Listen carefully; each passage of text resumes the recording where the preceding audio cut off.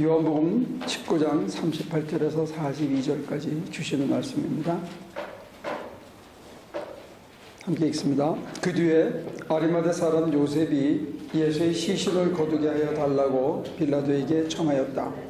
그는 예수의 제자인데 유대 사람이 무서워서 그것을 숨기고 있었다. 빌라도가 허락하니 그는 가서 예수의 시신을 내렸다. 또 전에 예수를 밤중에 찾아갔던 니고데모도 모략에 침향을 섞은 것을 100건쯤 가지고 왔다. 그들은 예수의 시신을 모셔다가 유대 사람의 장례 풍속대로 향료와 함께 3대로 감았다. 예수가 십자가에 달리신 곳에 동산이 있었는데 그 동산에는 아직 사람을 장사한 일이 없는 새 무덤이 하나 있었다. 그 날은 유대 사람이 안식일을 준비하는 날이고 또 무덤이 가까이 있었기 때문에 그들은 예수를 거기에 모셨다. 사람이 돌아가시면 이렇게 곱게 화장을 하잖아요. 여기 미국에서는.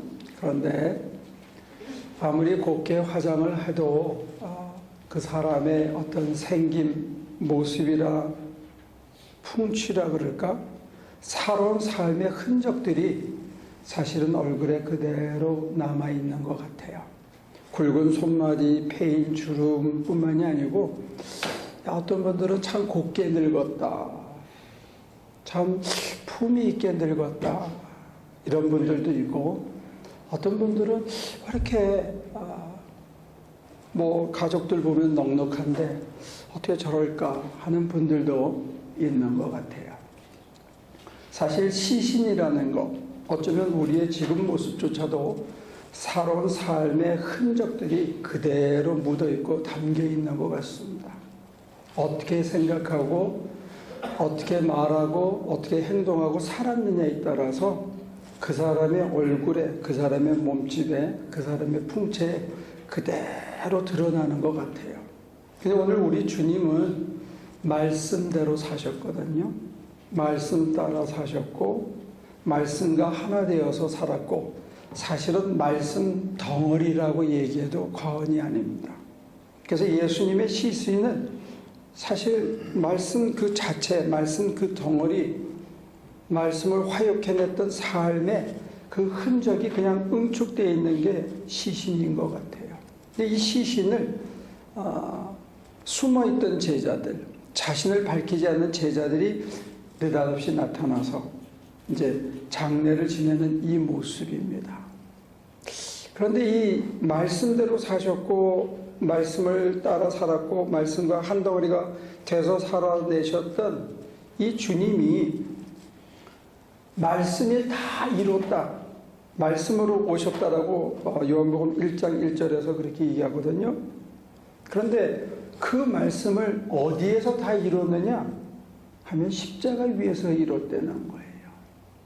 그러니까 말씀이 이루어지는 곳은 어디다?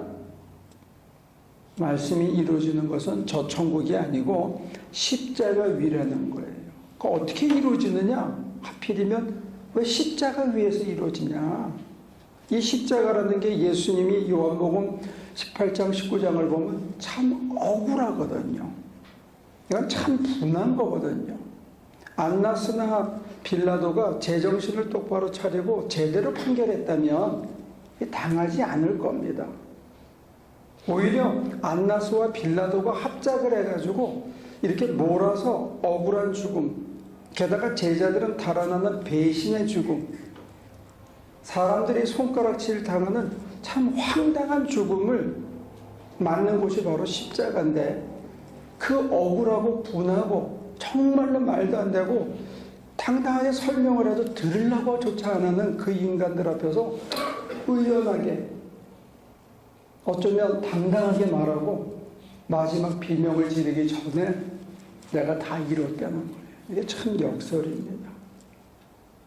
근데 그 말씀을 이루는 그 자리가 억울하고 황당하고 분하고 말도 안 되는 그런 자리 속에서 당신이 말씀을 이뤄서 그 말씀 속에서 생명과 평화를, 자유와 의연함을, 온유와 겸손을 이루셨다는 거예요. 제가 이 본문 말씀을 한 3주째 묵상하고 있는데 지난 목요일 날 저는 이 말씀을 묵상하는 주제에 우리 장로님하고 우리 전도사님이 옆에 앉아 있는데 자리에서 벌떡 일어나서 그래 너네 마음대로 다 해라. 그리고 저는 그 회의장을 그냥 나가버렸어요. 분해서. 그게 제 모습이더라고요. 이건 말이 안 되는, 말을 해도 말을 들으려고 하지 않고 귀를 쳐막고 있는 그 사람들 앞에 얘기하다가 새파랗게 젊은 녀석이 권력에 아부하는 걸 보면서 야 이건 아니다 싶어서 벌떡 일어 나간 거예요. 교회에서 그랬으면 저 오늘 쫓겨났을 겁니다. 장로님이 계시고 전도사님이 계신데 제가 나갔어. 그랬더니 조금 있다가 그 친구가 따라 나왔어요. 그때 제가 더 실수했습니다. 언성을 높여서 뭐라 그랬냐? 너 권력이 몇 년 갈 것 같으냐? 왜 젊은 녀석이 그렇게 사냐? 똑바로 모필해야지. 모든 행정은 서류로 하는 거야. 그리고 사람들이 있는데 제가 언성을 높였어요. 그래서 속으로는 그래 니네 마음대로 해봐라. 내가 손을 전혀 안 내더라도 어떤 일이 벌어졌는지 보자. 니네 뜻대로 될 것 같으냐 이런 거예요. 하나님이 하시겠지 이런 마음이 있었는데 제가 초라하게 젊은 애한테 소리를 지른 거예요. 그래서 사실은 말씀을 준비하면서 이게 편치 않더라고요. 오늘 아침에 계속 이 말씀 붙잡고 있는데 저한테 느껴졌던 하나의 단어가 있습니다. 그게 뭐냐면 온유입니다. 온유. 그때 제가 벌떡 일어나서 나가는 게 아니고 온유하게 그 아이에게 하나하나 가르쳐 줬어야 되는데 듣든 안 듣든. 그래서 제가 아침에 시간을 기다렸다가 한 9시쯤이 돼서 제가 카톡을 넣었습니다. 미안하다. 내가 언성을 높이고 그래서 사과한다. 그러나 모든 공문서는 감독의 결재와 일련 번호에 따라서 발송하고 당사자와 지방 서기에게 보내는 것이다. 그렇게 해가지고 거듭 사과한다. 그렇게 해서 제가 카톡을 보냈습니다. 주님을 따르기로 작정을 하고 이 길에 나선 지가 30년이 넘는데 마음이나 감정 하나에 다스린다는 게 이렇게 힘든지 참 어렵네요. 참 미안하고. 그러니까 사실은 인간의 품격이라는 게 언제 드러나냐면 주님처럼 황당한 죽음을 당할 때, 억울하고 분한 죽음을 당할 때, 정말 말도 안 되게 사람을 몰아서 치몰아서 죄인이 아닌데 죄인들을 몰아서 뻔히 아는 놈들이 그런 거거든요. 안나스와 빌라도가 모르는 인간이 아니거든요. 거기에 휩쓸리는 인간들이 몰라서 그러는 게 아니고 그냥 권력에 아부한 거거든요. 근데 예수님은 그거를 그냥 받았다는 거예요. 야, 이게 무슨 힘으로 받았을까? 하나님이 하신다는 거죠. 내가 안 해도 하나님이 하신다는 거예요. 바로 그런 속에서 예수의 그 자유가, 그 온유와 겸손이, 그리고 생명과 평화가 말씀대로 살고 말씀과 하나로 살아서 말씀이 이렇게 힘이 있다. 당당함을 주고 자유를 주고 진리가 너희를 자유케 하리라. 생명과 평화를 주리라. 가르치셨는데 이분은 가르치신 다음에 그대로 그것을 말씀을 육신 안에서 그대로 드러냈다는 거예요. 근데 저는 실패했습니다. 저는 안 되더라고요. 쪽팔렸습니다. 아팠습니다. 근데 주님께서 이걸 이렇게 이루어내셨다는 것을 요한복음의 기자들이 이걸 그대로 보고 이게 누구한테서 이루어지는가에 대해서 기록을 이어가고 있다는 게 굉장히 중요한 것 같아요. 겉으로 보면 예수의 억울한 죽음은 그게 끝이에요. 다 이뤘다. 다른 복음서에는 이 단어가 없습니다. 요한복음 십자가 위에서 이루어진다는 게 독특한 안목인데 우리가 보면 그냥 끝난 거예요. 십자가 위에 죽었으니까 끝나야 되고 그 다음에 또 다른 형체로 부활했다, 승천했다, 포뮬라를 만들었지요. 그런데 요한복음의 구성은 아주 독특해서 시신을 가져다가 숨어있던 제자들이 만지면서 잘 모셨다 하는 이 얘기는 종교사를 보면 종교사는 두 가지 형태로 나타납니다. 하나는 말씀을 묵상하고 교리를 만들어서 그 말씀을 규정화시켜서 지키는, 준수하는 이게 한 형태고, 도그마 쪽으로 가는 오소닥스 쪽이고, 다른 하나는 오소프락시스인데 이거는 시신이나 장신, 남기고 가신 유품을 기억하면서 그의 삶을 회상하고 그를 경배하는 두 개의 전통이 이렇게 흐르고 있습니다. 그런 의미에서 보면 요한복음의 전승은 이 오른쪽에 가까운 것 같아요.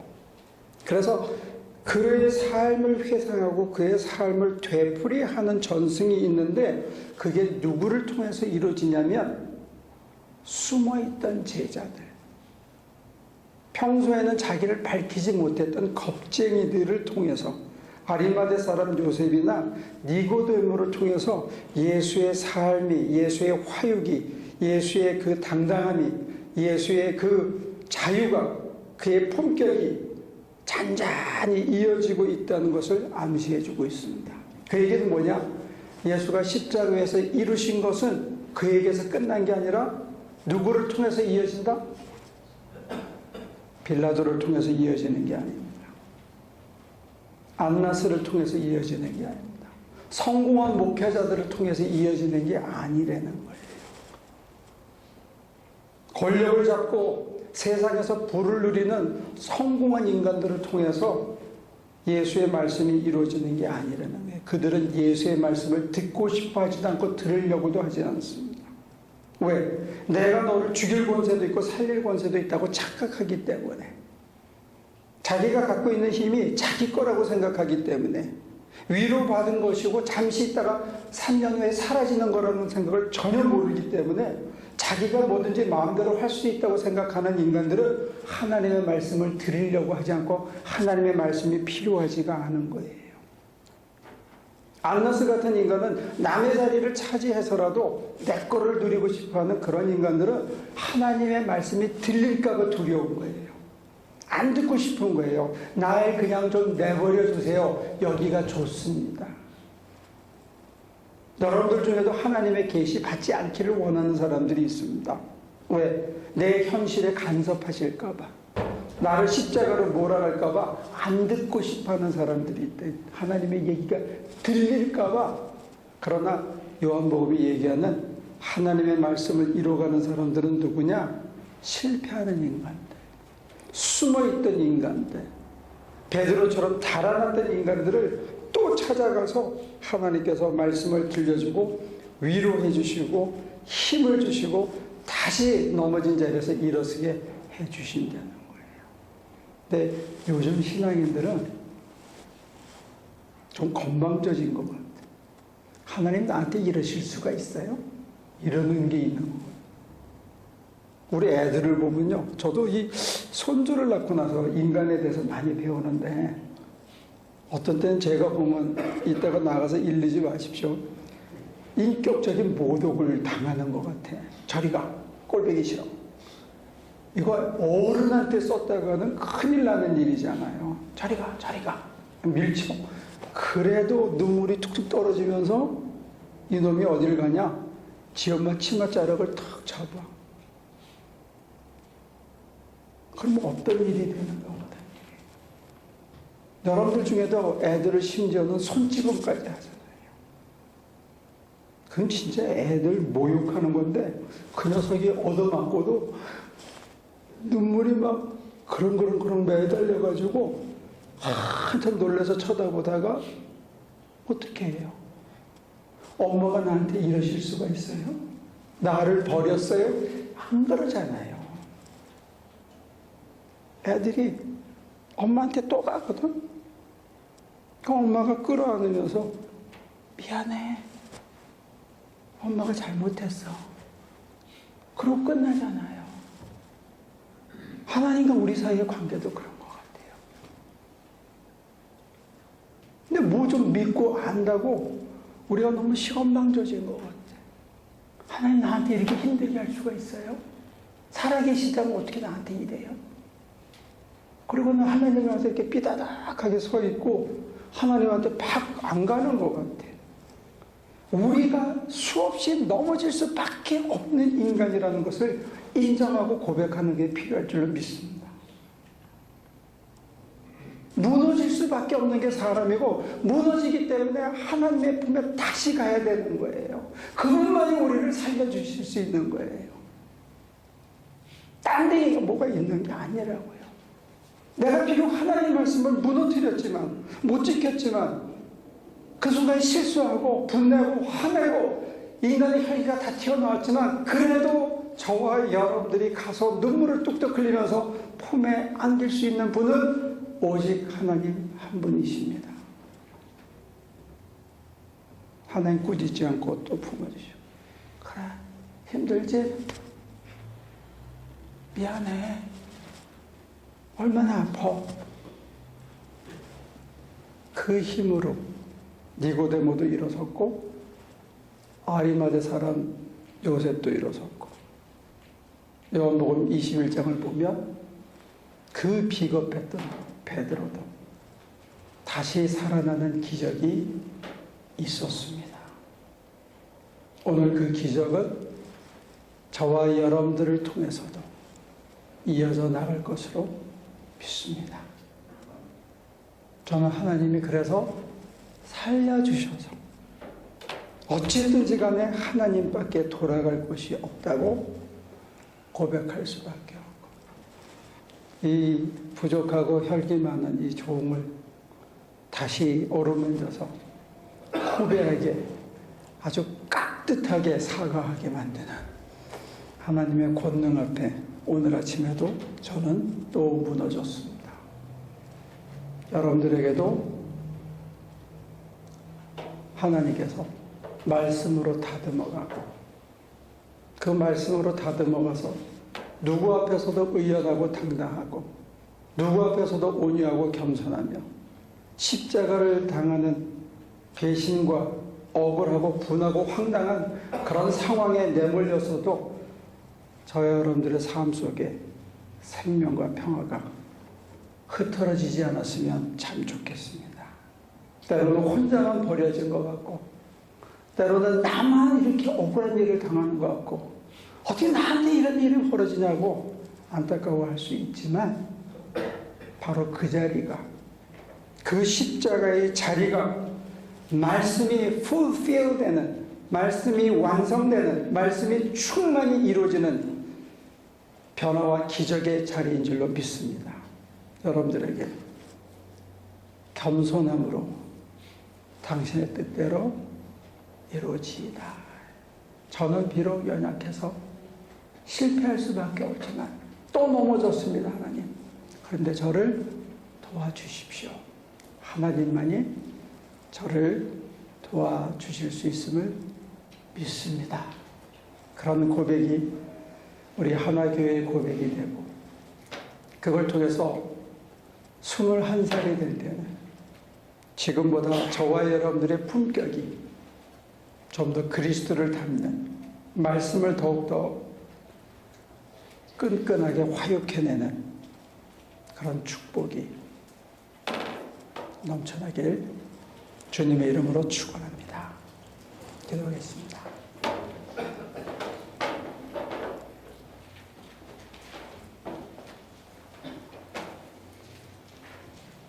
사람을 무너뜨리시도록 허락해 주시는 주님, 무너져서 정말 아프고 보잘것없는 초라한 모습을 다시 봅니다. 그래도 감사한 거는 아버지한테 밖에 갈 데가 없다는 겁니다. 이제는 세상에 나가서 세상 유혹과 세상 재미로 위로받을 수 없고 세상의 물질의 성공과 안락이 우리를 위로해 주지 못한다는 것, 잠시 잠깐은 우리를 기쁘게 해줄지 모르지만 전혀 자유하지 못하고 그 속엔 생명이 없다는 것, 믿음 생활을 통해서 깨닫고 다지고 있습니다. 하나님, 우리를 불쌍히 여겨주시고 우리가 때로는 뿔을 내고 때로는 항거하고 때로는 하나님께 빈정대고 하나님에게 투정할지라도 하나님 아시죠? 우리가 하나님 여전히 사랑하고 사랑하기를 원한다는 것, 그리고 우리가 부족하고 쉽게 살고 싶고 편하게 살고 싶어서 때로는 말씀을 거부하지만 그 말씀이 우리를 진정 살린 적이 너무 많았다는 것, 그거 감사하게 느끼고 있다는 것 하나님 아시죠? 하나님 우리를 다시 한번 품어주시고 힘을 주셔서 오직 말씀을 더불어 살아내고 말씀이 주는 생명과 평화를 만끽하고 하나님과 하나 되어졌을 때 얼마나 인생이 자족했던지를 잊지 않는 저희 되게 하여 주옵소서. 하나님, 당신 앞에 우리의 심장을 다시 한번 꺼내드립니다. 당신의 아들의 피로 씻어주시고 우리의 영혼을 온전히 다 드립니다. 성령께서 새롭게 하여 주옵소서. 예수님의 이름으로 기도합니다. 그 자리가 십자가 위라는 것, 억울하고 분하고 말도 안 되게 외롭게 배신당하고 홀로 남으며 그렇게 하기까지 수많은 사람들이 악한 마음으로 협력하여 그 자리까지 몰아가서 우리가 그렇게 당했는데 주님은 그때 당신 스스로보다는 요한과 어머니를 먼저 챙기셨습니다. 배신하고 달아난 제자들을 탓하거나 꾸짖거나 원망하지 않으셨습니다. 홀로 묵묵히 그것을 다 받아들이며 빌라도 앞에서도 안나스 앞에서도 의연하셨습니다. 사람이 어떻게 살다가 어떻게 죽음을 맞아야 하는지 그 길을, 그 자유의 길을, 그 평강의 길을 친히 보여주시고 이 시간도 살아서 우리도 그 길을 갈 수 있도록 힘 주신다고 고백합니다. 그럼에도 불구하고 우리가 그 자리에 섰을 때 주님이 보이지 않고 하나님의 말씀이 들리지 않고 인간의 혈기가 앞서고 사람의 걱정과 근심이 앞을 가로막고 있는 것을 또한 고백합니다. 우리가 이렇게 지독히 연약합니다. 하나님이 그렇게 넘치도록 은혜를 주고 보살펴주고 함께 살아오셨건만 우리는 수없이 무너지고 수없이 마음을 졸이고 수없이 불안해하고 수없이 미리 겁을 먹고 움츠려 듭니다. 이게 우리입니다. 하나님, 그래도 하나님 품밖에 갈 곳이 없어 다시 엎드립니다. 우리 힘이 아니라 말씀의 능력으로, 우리의 생각이 아니라 성령의 지혜로, 우리의 성깔이나 우리의 혈기가 아니라 그리스도의 온유함으로 우리 각자가 겪고 있는 이 고비를 극복할 수 있도록 도와주시옵소서. 그 고비를 넘어서는 순간 우리가 조금 더 예수님을 닮아가는 축복 또한 허락해 주시옵소서.